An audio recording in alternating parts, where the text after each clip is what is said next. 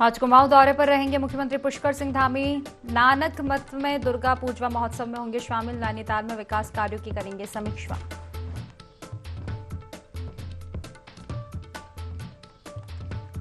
दिवाली से पहले बीजेपी के कार्यकर्ताओं को मिलेगा तोहफा, जल्द जारी हो सकती है दायित्वधारियों की दूसरी सूची। प्रदेश अध्यक्ष महेंद्र भट्ट बोले, जल्द होगा नामों का ऐलान।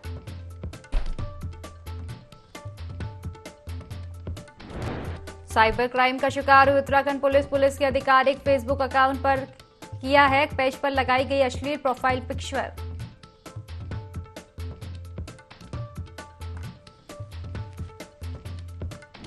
देवर भाभी के अवैध संबंधों के बीच आई तीसरी महिला। विरोध किया तो देवर ने भाभी को उतारा मौत के घाट। 48 घंटों में पुलिस ने हत्या का किया खुलासा।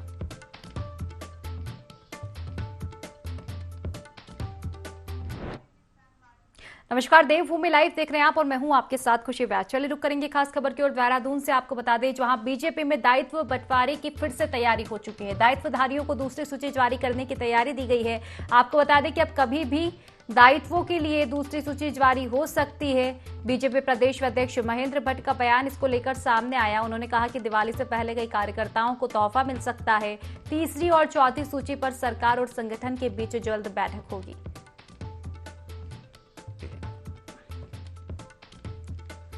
तो देखिए, बीजेपी में दायित्व बंटवारे की एक बार फिर तैयारी जो है देखने को मिल रही है। दायित्वधारियों की दूसरी सूची जारी करने की तैयारी में है बीजेपी। कभी भी दायित्वों के लिए दूसरी सूची जारी हो सकती है। बीजेपी प्रदेश अध्यक्ष महेंद्र भट्ट का इसको लेकर बयान सामने आया।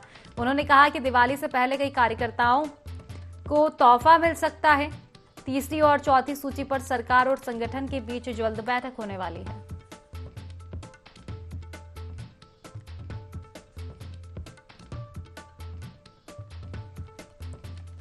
तो एक बार फिर से दायित्व का बंटवारा बीजेपी में। दूसरी सूची जल्द जारी हो सकती है। दायित्वधारियों की दूसरी सूची जारी करने की तैयारी में बीजेपी। कभी भी अब दायित्व के लिए दूसरी सूची जारी हो सकती है। आपको बता दें कि बीजेपी प्रदेश अध्यक्ष महेंद्र भट्ट का इसको लेकर बयान सामने आया और इस बयान में उन्होंने कहा कि दिवाली से पहले कई कार्यकर्ताओं को तोहफा मिल सकता है। तीसरी और चौथी सूची पर सरकार और संगठन के बीच जल्द बैठक होगी। तो एक बार फिर से दायित्व बंटवारे की तैयारी में बीजेपी जो है दिखाई दे रही है और महेंद्र भट्ट का इसको लेकर बयान भी सामने आया है। संकेत उन्होंने दिए हैं कि जल्द ही तीसरी और चौथी सूची जो है बीजेपी जारी कर सकती है दायित्व बंटवारे को लेकर। दिवाली से पहले कई कार्यकर्ताओं को तोहफा मिल सकता है। तीसरी और चौथी सूची पर सरकार और संगठन के बीच जल्द बैठक होगी। बैठक के बाद आपको बता दें कि दायित्वों का बंटवारा एक बार फिर करने जाएगी बीजेपी। दायित्वधारियों की दूसरी सूची जारी करने की तैयारी में। चलिए विस्तार से चर्चा करेंगे। हमारे सहयोगी विनय हमारे साथ सीधा लाइव जुड़ चुके हैं। विनय, अब दायित्वों के बंटवारे को लेकर एक बार फिर से बीजेपी काफी सजग नजर आ रही है। दायित्वधारियों की दूसरी सूची जारी करने की तैयारी में।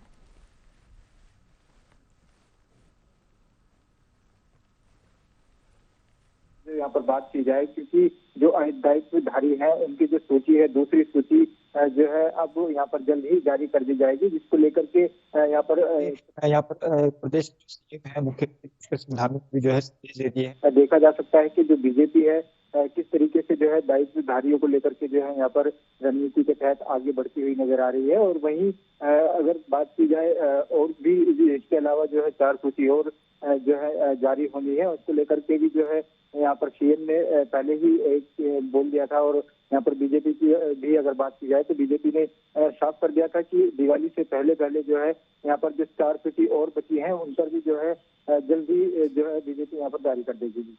बिल्कुल, और विनय कहा भी जा सकता है कि कार्यकर्ताओं में काफी उत्साह अब देखने को मिल सकता है, क्योंकि जिस तरह से संकेत दिए हैं महेंद्र भट्ट ने, दिवाली पर कार्यकर्ताओं को तोहफा मिल सकता है।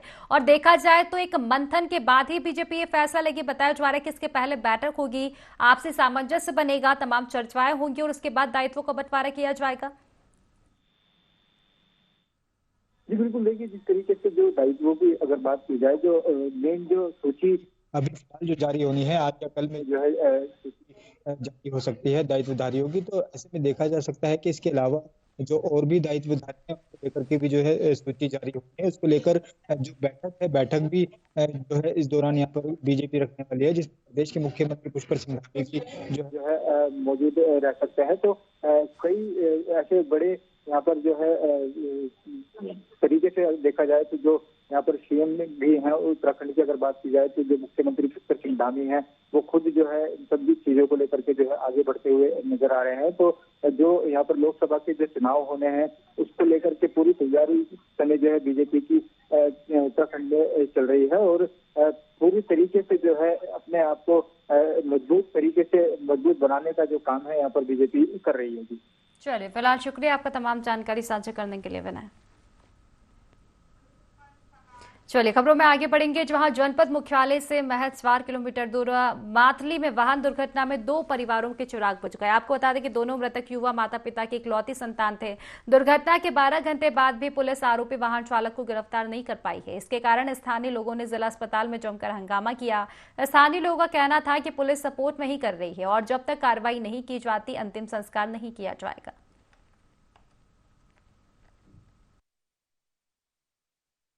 भतीजा और एक उसका दोस्त जो है 8-8:30 बजे जो है उनका एक्सीडेंट हुआ। जिसने एक्सीडेंट करा वो उनको एक मार मोड़ के भाग गया। हाँ, कातिल को आज अभी तक कोई पता नहीं। 8:30 बजे एक्सीडेंट हो गया और ये 1 बजे बढ़ गए। अभी तक जो है उन कातिलों का पता नहीं लगा, उस गाड़ी का पता नहीं लगा पाए। प्रशासन सो रखा है, पुलिस सो रखी है। क्या कर रही है पुलिस, क्या कर रहे है डीएम?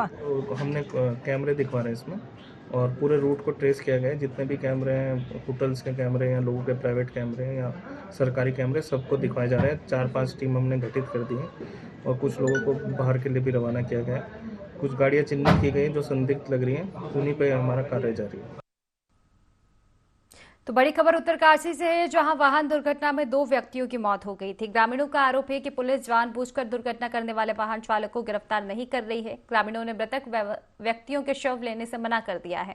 ग्रामीणों का कहना है कि पुलिस दुर्घटना करने वाले वाहन चालक का अब तक पता नहीं लगा पाई है और पीड़ित परिवार का सपोर्ट नहीं कर रही है। जब तक आरोपी पकड़ा नहीं जाता तब तक मृतक व्यक्तियों का अंतिम संस्कार नहीं किया जाएगा। गांव का एक बच्चा था, 27 से 28 साल का बच्चा था और एक माधवी का था, एक बड़ी थी का था। वहाँ पर किसी अज्ञात गाड़ी ने उसको कल ठोक दिया सर और उसको मतलब मार के सर आगे भाग गई। अभी तक उसका प्रशासन ने कोई भी जानकारी नहीं बता पाई है। कल शाम से पूरा गांव मातली और बड़ी थी, यहाँ पर हम लोग थाने में भी गए, यहाँ पे डीएम साहब की बात गए, कोई भी हमारी बात को सुनने के लिए सर राजी नहीं है। 14 घंटे हो चुके हैं, अभी तक जो भी कातिल है, जिसने भी ये घटना करी है, उसका अभी तक कोई पता नहीं सर। कार्रवाई नहीं हो रही है, जबकि पूरे ग्राम सभा की तरफ से इतना हम लोग प्रेशर बना रहे हैं, उसके बाद भी सर कोई सुनवाई नहीं हो रही है सर यहाँ पे। तो हमारा बस सर ये है कि हम तब तक यहाँ से बॉडी नहीं उठाएंगे जब तक कम से कम हमको कुछ ना कुछ जानकारी ना दी जाए कि ये गाड़ी थी और इस व्यक्ति ने यहाँ पर ये घटना करी है। तो हरिद्वार में पुलिस कर्मियों ने अधिकारियों के साथ बैठक की। बैठक में ईव चेंजिंग, चैन स्नैचिंग और समेत अन्य अपराधों पर रोक लगाने पर चर्चा की गई। बैठक में तय किया गया कि सभी चौक चौराहों पर कैमरे लगाए जाएंगे, सड़कों पर ट्रैफिक व्यवस्था बेहतर की जाएगी। सुनसान इलाकों में जब ऑफिस छूटेंगे तो पुलिस गश्त करेगी ताकि किसी प्रकार की अप्रिय घटना ना हो। महिलाओं को गौरा शक्ति ऐप इंस्टॉल करने की नसीहत दी जाएगी। साथ ही सभी ऑफिस संचालकों को निर्देशित किया जाएगा कि अपने ऑफिस में बायोडाटा देखकर ही नौकरी दे। साथ ही ऑफिस में फायर इक्विपमेंट बेहतर कंडीशन में रखें ताकि जरूरत पड़ने पर उनका इस्तेमाल किया जा सके। जिसमें सिडकुल में जो सुरक्षा को लेके, जो सेफ्टी को लेके इनके कंसर्न थे, उनको हम लोगों के द्वारा एड्रेस हमें किया गया। साथ में जो इनका ट्रैफिक का जो रेगुलेशन है या जो इनके व्हीकल्स का जो रेगुलेशन है, उसको लेके भी इनकी कुछ कंसर्न थे, उनको इनके द्वारा एड्रेस किया गया और उनको विगत में आगे फ्यूचर में जिस भी तरीके से हम लोग एक कंबाइंड एक एफर्ट बना के इसमें इसके सॉल्यूशन की ओर जाएगी। पॉपुलेशन है जो यहाँ पर काम करती है, जो कॉन्ट्रैक्ट लेबर के तौर पे आती है, उनका वेरिफिकेशन को लेके लगातार हम लोग इन पर प्रेस करते रहे हैं और उनके वेरिफिकेशन की जो ड्राइव है हमारे द्वारा हालांकि चलाते रहे हैं, लेकिन क्योंकि लगातार वो फ्लोटिंग पॉपुलेशन चेंज होती रहती है, तो हमारे द्वारा इस कंसर्न को बताया गया कि भाई जो भी यहाँ पर बाहर से लेबर आ रहा है उसका ये लगातार सत्यापन कराते रहेंगे। इसके साथ साथ जो वर्किंग जो वुमेन्स हैं उनकी सेफ्टी को लेकर भी हमारे जो कंसर्न थे हमारे द्वारा बताए गए, क्योंकि जो इंडस्ट्री के अंदर जो सेफ्टी को लेके हमारे कंसर्न रहे हैं, उसमें गौरा शक्ति ऐप को भी हम लोगों के द्वारा प्रमोट किया गया। 5 राज्यों में विधानसभा चुनाव का बिगुल बज चुका है। बीजेपी ने इन राज्यों में बेहतर चुनाव प्रबंधन के उद्देश्य से अन्य राज्यों से भी अपने कार्यकर्ताओं को जिम्मेदारी दी है। भाजपा प्रदेश मीडिया प्रभारी मनवीर चौहान ने जानकारी देते हुए बताया कि चुनाव का बिगुल बजने से पहले ही पार्टी आलाकमान ने पूर्व मुख्यमंत्री डॉक्टर रमेश पोखरियाल निशंक, कैबिनेट मंत्री डॉक्टर धन सिंह रावत समेत कई वरिष्ठ नेताओं को राजस्थान और मध्य प्रदेश में अलग अलग स्थानों की जिम्मेदारी दी है। इसके अतिरिक्त जैसे जैसे चुनाव नजदीक आ रहे हैं, वैसे वैसे पार्टी के आदेश अनुसार जिन पार्टी पदाधिकारियों को चुनावी प्रबंधन का बेहतर अनुभव है, उन्हें चुनाव प्रबंधन के लिए चुनावी प्रदेशों में भेजा जाएगा। भारतीय जनता पार्टी जब भी देश भर में विभिन्न राज्यों में चुनाव होते हैं तो भारतीय जनता पार्टी के वरिष्ठ कार्यकर्ताओं को विभिन्न प्रदेशों से चुनावी राज्यों में चुनावी प्रबंधन की दृष्टि से भेजा जाता है। और हमारे उत्तराखंड से राजस्थान, मध्य प्रदेश में हमारे वरिष्ठ नेतागणों की पहले से ही उनको जिलों की जिम्मेदारी वहाँ दी गई हैं। हमारे प्रदेश के महामंत्री संगठन आदरणीय अजय जी वहाँ पर पूरे एक संभाग की जिम्मेदारी को देख रहे हैं। और इसी प्रकार से हमारे पूर्व मुख्यमंत्री डॉक्टर रमेश पोखरियाल निशंक जी, हमारे कैबिनेट मंत्री आदरणीय डॉक्टर धन सिंह रावत जी और अन्य कई लोग वहाँ पर पहले से ही चुनाव में लगे हुए हैं।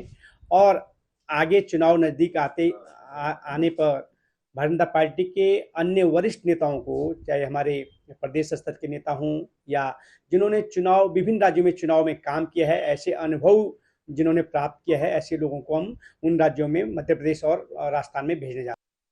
जिला विधिक सेवा प्राधिकरण उत्तरकाशी के तत्वाधान में डुंडवा प्रखंड के मंजविला देवी आयुर्वेदिक कॉलेज में हिटाणु में बहुउद्देशीय विधिक साक्षरता एवं चिकित्सा शिविर का आयोजन किया गया। जिला विधिक सेवा प्राधिकरण की सचिव श्वेता राणा चौहान ने शिविर का शुभारंभ करते हुए विधिक सहायता के बारे में जानकारी दी।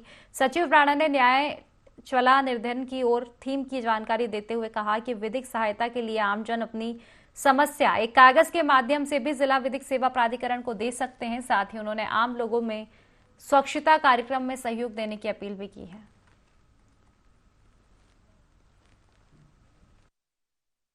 मंजुला देवी मेडिकल कॉलेज में आज जिला विधिक शिविर था।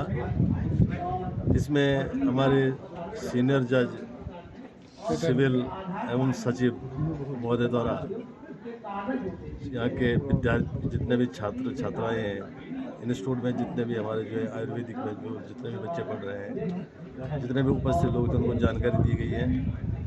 तो यहाँ पे हमारे तहसील के, हमारे ब्लॉक के, स्वास्थ्य विभाग के, हॉर्टिकल्चर विभाग के, कृषि विभाग के सभी कर्मचारी अधिकारी उपस्थित थे और शिविर जो है अच्छा ढंग से संपन्न हुआ है। और मैडम द्वारा सबको विधिक कानून की जानकारी दी गई है। धन्यवाद। सिविल जज यहाँ पर पधारी है, उनका स्वागत करता हूँ, धन्यवाद देता हूँ। और एक क्षेत्र हित के लिए जो आज बहुउद्देशीय शिविर लगा है, तमाम जो क्षेत्रवासी हैं उनको इसका लाभ मिलता है। और इसका लाभ जब सरकार जब कोई योजना बनाती है, जब तक ग्रामीण क्षेत्र के अंतिम व्यक्ति तक वो लाभ न पहुँचे तब तक उसका कोई मकसद नहीं रहता। तो इसका उद्देश्य ये है कि अंतिम व्यक्ति का विकास। और योजनाओं, जब इस तरह के शिविर लगते हैं तो उन योजनाओं के माध्यम से जो गांव वालों को इसकी जानकारी होती है। और आज क्राइम का भी आप देख रहे हैं प्रचंड पूरे देश के अंदर। तो क्राइम एक ऐसी चीज़ है जिसको रोकने के लिए भी एक इस तरह के शिविर लगते हैं कि ताकि हमारे लोग अपराध न करें, अपराध की जानकारी हो। कोई काम कर रहे हैं तो उसके ऊपर पहले हमें यकीन हो जाए कि हमें इसके बाद भाई जो हमारे नियम कानून है वो क्या है, नियम कानून की जानकारी होनी जरूरी है। और अन्य क्षेत्रों के जो विकास कार्य हैं उनको भी जानने के बाद जनता को इसका लाभ मिलता है। सरकार जनता के द्वार कार्यक्रम के तहत मुख्य चिकित्सा अधिकारी डॉक्टर मनीष दत्त मंगलौर के नसीरपुर अफजलपुर गांव पहुंचे, जहां पर उन्होंने जनता दरबार लगाकर ग्रामीणों की समस्याएं सुनी और उनके निराकरण के लिए ग्रामीणों को आश्वस्त भी किया। ग्रामीणों ने सीएमओ को गांव की समस्याओं को लेकर अवगत कराया। इस दौरान डॉक्टर मनीष दत्त ने बताया कि शासन के निर्देश मिले हैं कि प्रत्येक गाँव में पहुंचकर ग्रामीणों की समस्याएं सुने और समस्याओं का समाधान करने का प्रयास करें या उच्च अधिकारियों को समस्याओं से अवगत कराए। साथ ही उन्होंने डेंगू और संदिग्ध बुखार को लेकर भी ग्रामीणों को जागरूक किया। से एक सबको जिला स्तरीय अधिकारियों का निर्देश है कि गाँव में जा कर के आप जो भी जनता की चौपाल की तरह से करें और वहाँ उनकी समस्याएं सुनें, जिससे जितनी समस्याएं यहाँ निराकरण हो सकती हैं यहाँ करें, बाकी जो जिस विभाग संबंधित हैं उन्हें आप वहाँ भेज देते हैं। तो यहाँ बहुत अच्छा एक रहा, पंचायत भवन में हमने बैठ के यहाँ भी सबसे समस्याएं सुनी। तो मोस्टली समस्या तो जैसे हमारे, मैं अपने स्वास्थ्य की अगर बात करूँ तो ये है कि यहाँ कोई अस्पताल नहीं है, और एक सबने मांग करी है कि यहाँ पे एक केंद्र खुलना चाहिए, स्वास्थ्य केंद्र खुलना चाहिए। खबर जनपद उधम सिंह नगर के खटीमा से है, जहां सितारगंज से खटीमा जा रहे एक तेज रफ्तार तेल टैंकर ने अनियंत्रित होकर बाइक सवार पिता पुत्र को टक्कर मार दी, जिससे बाइक सवार पिता पुत्र की मौके पर ही मौत हो गई। जान गंवाने वाले इस्लाम नगर निवासी जाहिर और पुत्र अमन हैं, जो खटीमा से अमरिया जा रहे थे। बताया जा रहा है कि ट्रक चालक की झपकी लगने से यह हादसा हुआ। मौत के बाद परिजनों में कोहराम मचा हुआ है। वहीं घटना के बाद पुलिस ने टैंकर चालक को गिरफ्तार कर लिया है। लगभग 9 बजे के करीब सितारगंज से खटीमा की तरफ एक टैंकर आ रहा था, तो शायद उसको नींद आ गई, इसकी वजह से वो जो रोड के किनारे जो पिलर होता है उससे टकराया और फिर वो अनियंत्रित हो गया। तो इसमें जो खटीमा से सितारगंज की तरफ बाइक में 2 लोग जा रहे थे, तो टैंकर ने उन पर टक्कर मार दी, तो जिनको फिर पुलिस के द्वारा और जो लोकल पब्लिक है उनके द्वारा सरकारी हॉस्पिटल जो खटीमा है वहाँ पे भर्ती कराया गया। तो डॉक्टर्स के द्वारा उन दोनों को मृत घोषित कर दिया गया है।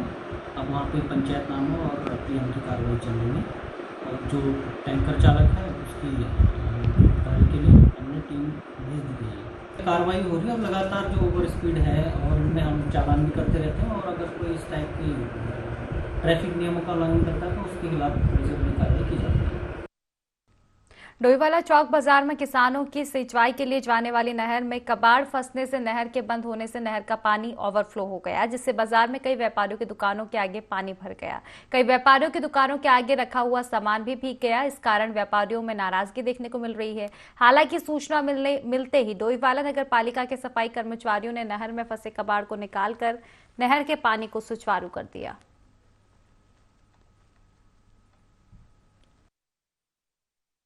नगर पालिका की अनुरोध है कि समय समय पर सफाई होनी चाहिए। जहाँ पर नालियाँ खुली हुई हैं वहाँ पर एक जाल लगाना चाहिए, क्योंकि आगे त्योहारी सीजन आ रहा है। त्योहार के मद्देनजर बाजार में जो है लोगों का आवागमन ज़्यादा रहता है, उसकी सुविधा को देखते हैं निरंतर सफाई होनी चाहिए। और जहाँ पर नालियाँ चौक होती हैं वहाँ पर जो है जाल लगाकर विशेष रूप से ध्यान देना चाहिए। पूरी नगर पालिका से अनुरोध है कि समय समय पर खुली नालियों का जो है जो लोग वहाँ पर खुला कबाड़ा गिरते हैं, खुला कूड़ा गिरते हैं, उनकी सफाई के लिए विशेष ध्यान देना चाहिए। आज सुबह के टाइम पे जो किसानों ने अचानक जो पानी बांधा है नाली में, उसकी वजह से जो है कबाड़ बहुत ही ज़्यादा ये नालियों में फंस गया था, जिसमें जो है कर्मचारी, आज इतवार का दिन छुट्टी का दिन था, लेकिन फिर भी जो है बाजार की जो स्थिति खराब हुई है उसको देखते हुए कर्मचारी को तुरंत जो है आवश्यक कार्य के लिए यहाँ पर बुलाया गया और ये नालियों की जो है सफाई वगैरह ये सारी कराई गई। देहरादून में मौसम में बदलाव का असर देखने को मिल रहा है और इस मौसम का असर बच्चों की सेहत पर भी पड़ रहा है। दून अस्पताल की पीडियाट्रिक ओपीडी में रोजाना निमोनिया और अस्थमा के बच्चों की संख्या बढ़ गई है। अस्पताल के बाल रोग विभाग के associate professor doctor Ashok Kumar ने कहा कि इस मौसम में नवजात बच्चों को ठंड से बचवाने के लिए कपड़ों की 3 परत पहनाएं और पैरों में जुराबे और सर पर टोपी जरूर पहनाएं। इस मौसम में अस्थमा से पीड़ित बच्चों को मॉर्निंग वॉक की बजाय इवनिंग वॉक करानी चाहिए।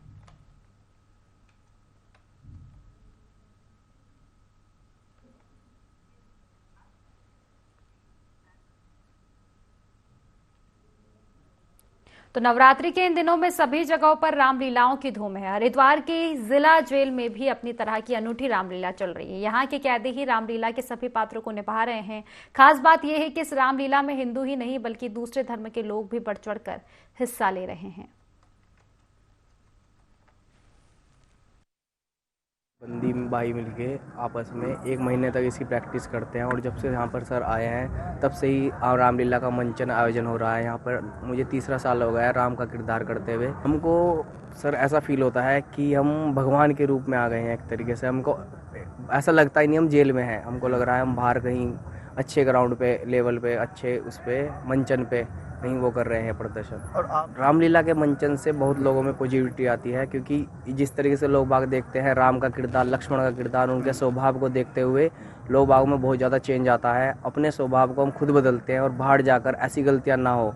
नवरात्रि के शारदीय नवरात्र में ही रामलीला का आयोजन होता है, तो निश्चित रूप से पूरा माहौल जो है एक राममय हो जाता है। लोग बहुत चाव से, बहुत तल्लीनता से और बहुत शांति से जो है पूरी रामलीला देखते हैं, और यहाँ एक सांप्रदायिक सद्भाव का जो है वातावरण निर्मित होता है। कोई ऐसा किसी धर्म का ऐसा नहीं है कि जो रामलीला में प्रतिभाग नहीं करो। इसमें जो हमारे कलाकार हैं वो सभी धर्मों के कलाकार हैं, वो हिंदू भी हैं, मुस्लिम भी हैं और ईसाई भी हैं, सिख भी हैं। इनका सामूहिक सहयोग जो है हमें रामलीला के आयोजन में प्राप्त होता है। कई कलाकार हमारे रामलीला हो रही है ताकि जितने भी कैदी है सबको सीख मिले कि जेल से निकल के हम राम बन जाएं, लक्ष्मण बन जाएं, भरत बन जाएं, शत्रुघ्न बन जाएं। और बहुत ही अच्छी रामलीला हो रही है। और मैंने देखा, मैं समझता हूं कि पूरे हरिद्वार में अगर मुझे कोई पूछेगा, मैं कहूँगा सबसे सुंदर रामलीला जो है जेल में हो रही है। भाई रामलीला का मकसद जो है यही है कि आपको जब बाहर निकलेंगे राम बन के निकलना है।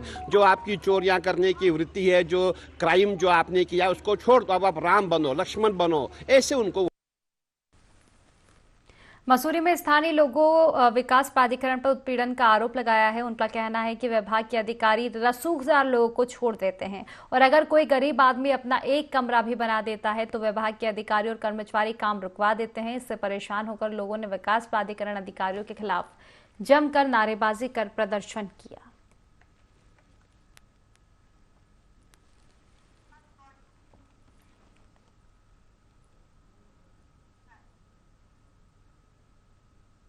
किचवा में अवैध कॉलोनी बनाने का मामला सामने आया है। जानकारी के अनुसार कॉलोनाइजर ने बिना प्रशासन की अनुमति के कॉलोनी का निर्माण किया है, साथ ही आम लोगों से लाखों रुपए लेकर ठगने का काम किया।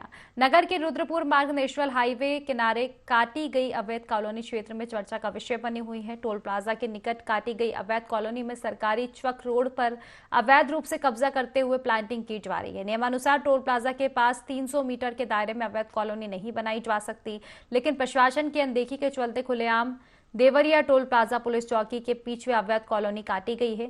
किचवा विधायक तिलक राज बेहरा ने भी प्रशासन की कार्यप्रणाली पर सवाल खड़े करते हुए अवैध कॉलोनियों को संरक्षण देने का आरोप लगाया है।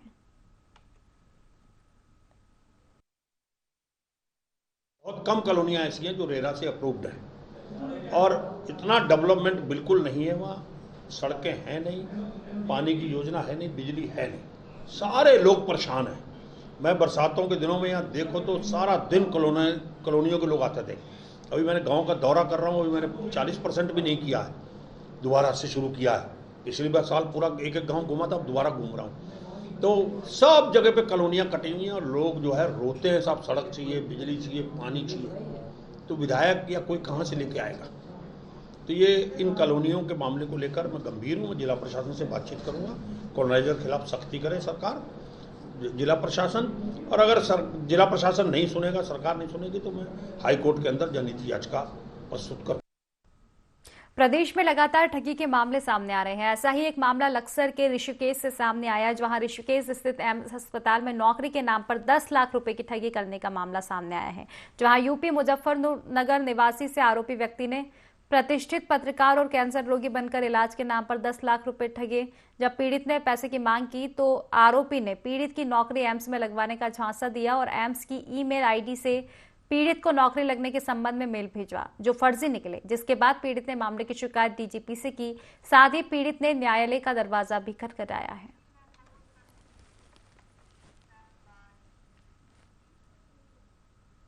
तो फिलहाल की खास खबरों में बस इतना ही। आप बने रहिए IND24 के साथ। नमस्कार।